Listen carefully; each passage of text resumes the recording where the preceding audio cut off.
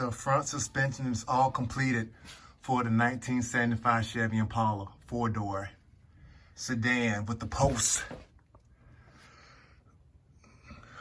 Everything under here is new, except for the sway bar. The sway bar is reused. The center link is new. The inner tie rod, the outer tie rods are new. The pitman arm is new.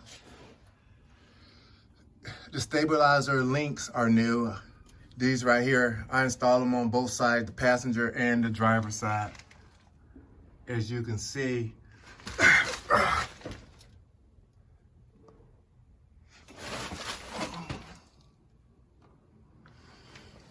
yeah, I've got new Moog springs from Rock Auto.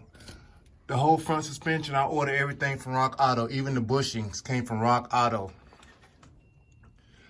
Yeah, that's about it, owner.